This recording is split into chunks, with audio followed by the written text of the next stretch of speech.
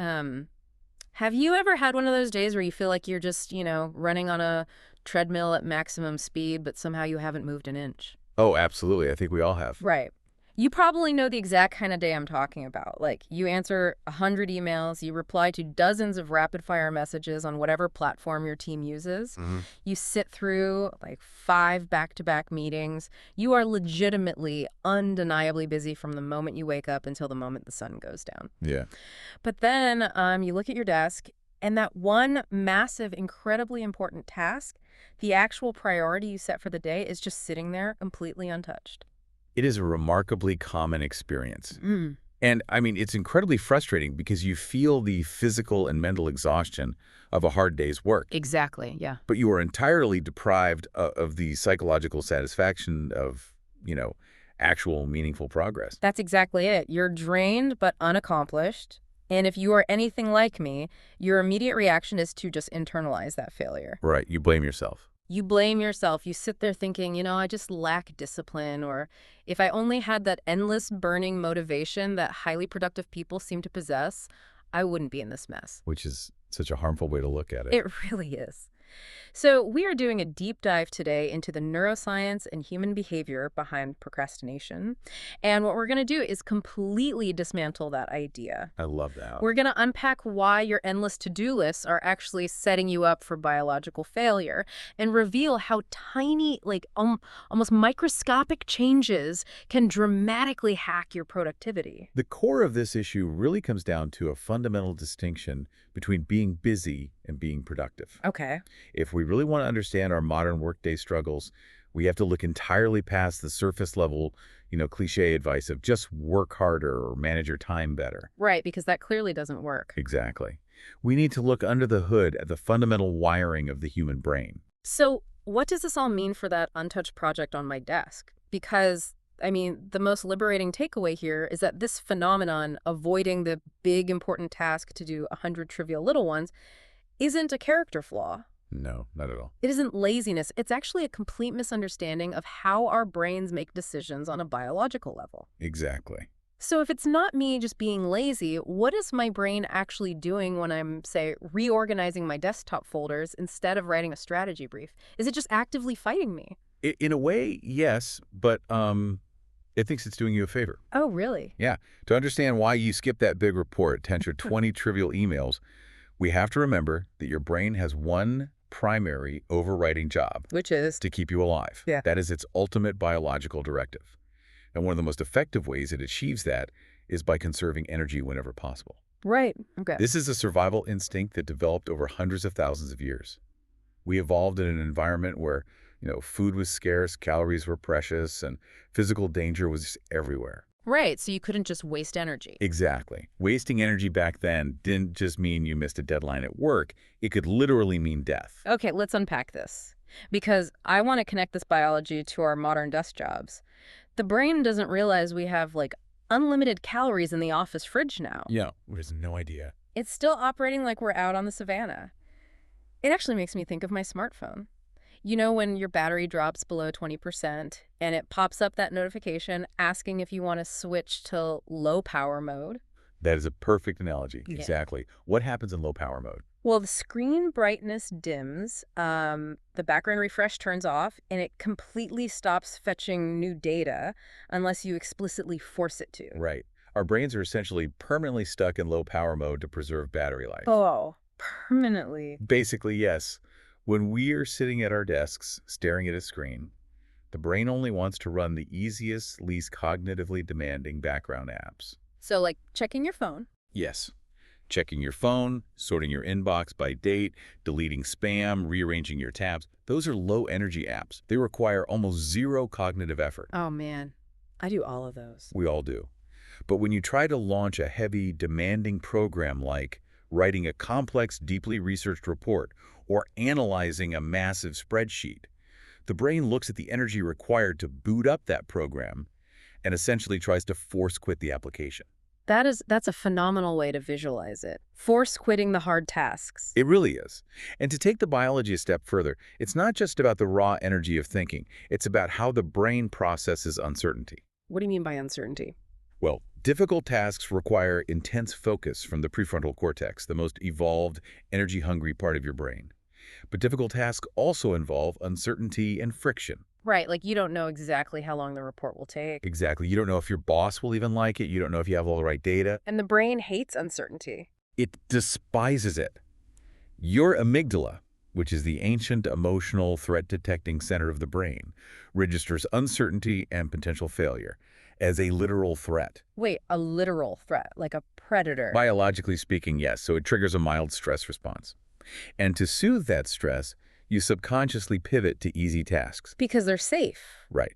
Answering an email offers immediate certainty. You click send, it's gone. Boom. You get a quick, reliable hit of dopamine. Oh, wow. The brain's limbic system naturally prefers the immediate, guaranteed dopamine hit of a small task over the distant, uncertain reward of a massive project. That makes a frustrating amount of sense. I mean, it explains why I can perfectly organize my entire spam folder or, like, color code my spice rack at home, but I completely freeze up when I need to outline a presentation. Here you go. The spice rack is a guaranteed win. The presentation is a threat to my energy reserves.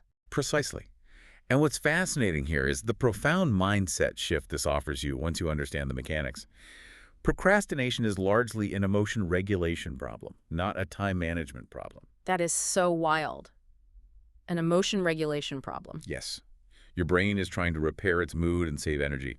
Once you realize that your avoidance is an evolutionary safety measure, you can completely drop the guilt. Which is huge. It's massive. You aren't fundamentally flawed or lazy. You are operating a piece of ancient biological hardware that is functioning exactly as it was designed to. I love that. You go from attacking your own character to, well, troubleshooting a biological process. Exactly. You can stop asking, why am I such a lazy failure, and start asking a much more strategic question, like, what makes this specific task so difficult or threatening to my brain right now? Right. You change the paradigm from guilt to curiosity. But that brings up a fairly obvious problem. Okay, what's that? If my limbic system is constantly trying to put me in sleep mode, and my amygdala views a blank Google Doc as a literal predator, how do I ever get anything done? That is the big question. Right. Do I just sit around waiting to feel a massive surge of motivation before I can do deep work? Actually, relying on motivation is one of the most dangerous traps you can fall into if you want to be consistently productive. Really? But everyone talks about getting motivated. I know, but motivation is an emotion. It's a neurochemical state. And like all emotional states, it is entirely fleeting by design.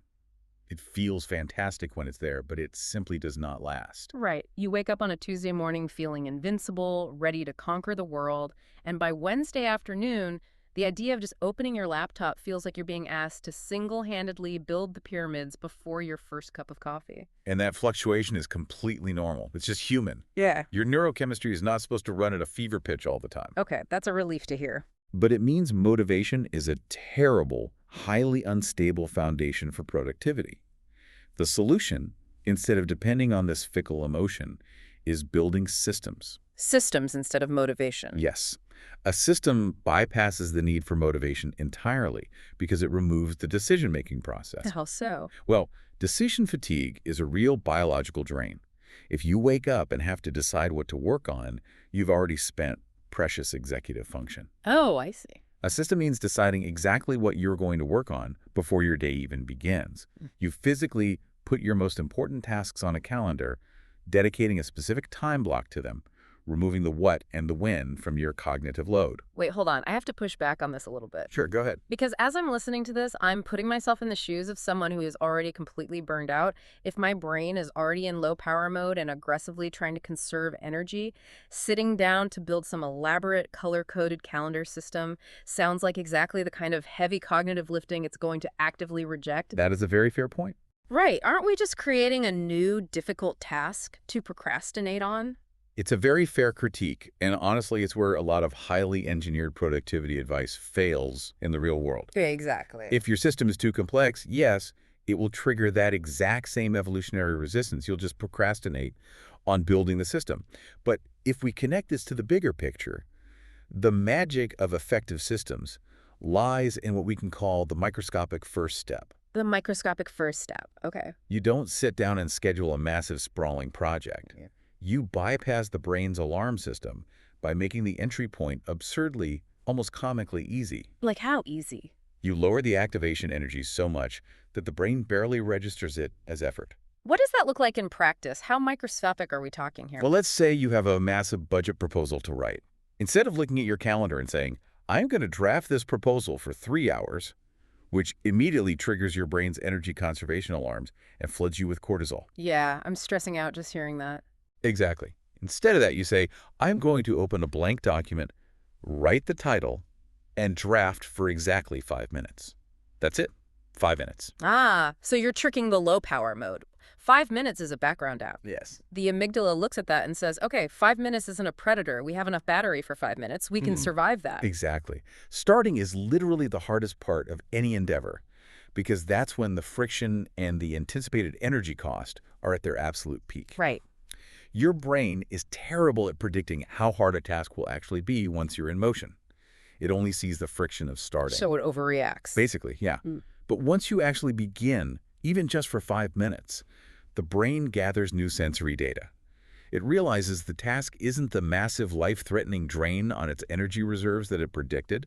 The threat response diminishes. Wow. So action creates momentum. Yes. Neurobiologically, taking action actually generates the dopamine you need to keep going. Waiting around for motivation rarely creates anything but anxiety, but taking a microscopic step shifts your brain from avoidance mode into execution mode. I love the mechanics of that. Action creates momentum, not the other way around. Exactly. So getting started is handled by these tiny microscopic steps. We trick the brain to just get in the door by lowering the activation energy. But if we pull back and look at the bigger picture here, how do we sustain that over time, especially because we live in a culture that basically demands constant, massive output? Yeah. How do we keep that momentum going day after day without eventually hitting a wall? This is where we have to fundamentally shift our underlying goals and definitions of success. Okay. When many people think about their big projects or their careers, they chase perfection. They want the perfect output, the perfect workflow, the perfectly optimized day where they crush every single goal. Right, the dream day. But the data on highly productive people shows they don't chase perfection. They chase consistency. Here's where it gets really interesting to me, because this is a direct, violent collision with modern hustle culture. Oh, absolutely. I mean, if you spend 5 minutes on social media, you see this constant glorification of the brutal 16-hour workday, rise and grind, right? Yep. The idea that if you aren't sacrificing sleep, missing family dinners, and burning the midnight oil, you aren't trying hard enough and you won't succeed. It's everywhere. But what we are talking about today says the exact opposite. It argues that one deeply focused hour every day is often vastly more valuable than one exhausting 16-hour sprint. So how do we mentally accept that just one focused hour is enough when society is screaming at us to do more? This raises an important question about what is actually biologically sustainable versus what looks good on an Instagram reel. Right. Think about the biology of that 16-hour grind. What actually happens to your body and brain after you do that? Well, you completely crash. I mean, your executive function is fried, your cortisol is through the roof, and you're practically useless for the next 3 days. You might even get sick. Right. Perfectionism and glorified hustle culture are ultimately exhausting. They are massive, unsustainable drains on your energy reserves. Which triggers the alarms again. Exactly. Which means they eventually trigger the exact biological burnout your brain is evolutionarily wired to protect you from in the first place. You force a biological shutdown. Wow. So trying to do too much actually makes your brain fight you harder. Yes. Consistency, on the other hand, is sustainable. When you complete a small task or do just one deeply focused hour, you teach your brain a vital lesson. You prove to it that effort creates progress without draining the battery to absolute zero. It's like you're building trust with your own mind. You're proving to your limbic system that it's safe to work hard because you aren't going to let it starve to death. That is a beautiful way to put it. You are building a neurochemical confidence loop. A confidence loop. Yes. People often have this misconception that they need to feel confident before they take action. But psychology and neuroscience show us that confidence doesn't come before action. It grows because of action. Oh. Every small win, every 5-minute start that turns into a focused hour, gives you a small hit of dopamine that fuels that loop. It rewires your self-perception. Small improvements, repeated consistently, compound into remarkable, undeniable results over time. That is incredibly empowering. I mean, it completely takes the pressure off. You don't need to be superhuman. Not at all. You don't need to have a perfectly optimized morning routine involving like ice baths and green juice. You just need to be consistent. Exactly. Just be consistent. And most importantly, you don't need to fight your own biology. You just need to understand its rules and work within them. Spot on. Which means it's time to actually apply this. We want to give you, the listener, a concrete way to test this out in the real world immediately. So we have a specific challenge for you to try tomorrow morning. And it is a very simple challenge on paper, but it does require intentionally breaking some deeply ingrained habits. Right. So tomorrow morning, when you sit down at your desk, do not write a massive, sprawling to-do list with 30 items on it. Please don't. That is just going to trigger your amygdala and send your brain straight into energy protection mode. Instead, choose one meaningful task. Just one. Give it a specific place on your calendar so you don't have to think about when. Then break it down into the absolute smallest, most microscopic possible first step. Commit to 5 minutes. One single paragraph, one phone call, opening the spreadsheet and naming the file. Exactly. And finally, begin without waiting to feel motivated. Take action first, let the friction dissipate, and let the momentum follow. Your brain isn't trying to stop you from succeeding, it's just trying to protect your energy. Once you learn to work with it instead of against it, everything changes. Beautifully said. And as you try that challenge tomorrow, I will leave you with a final thought to mull over. Okay, what's that? We've established today that our brains are ancient machines, biologically wired to seek easy rewards and conserve energy at all costs. But look closely at the world around us. We are completely surrounded by modern technology, infinite scrolling, social media algorithms, push notifications, targeted advertisement. It's everywhere. It is. And it is perfectly deliberately engineered by thousands of smart people to exploit that exact evolutionary instinct. Oh, man. It serves us the easiest, most frictionless rewards possible to hijack our dopamine pathways and steal our attention. So what happens to our collective ability to do deep, meaningful work a decade from now? That's a scary thought. Are we entering an era where understanding your own brain and fiercely protecting your focus isn't just a simple productivity hack, but actually the ultimate evolutionary advantage in the modern world? Wow. That is a heavy and incredibly important question to sit with. I mean, if everyone else is unknowingly giving away their attention for cheap, frictionless dopamine, the person who can protect their focus and bypass their own low-power mode really does hold the keys to the kingdom. They absolutely do.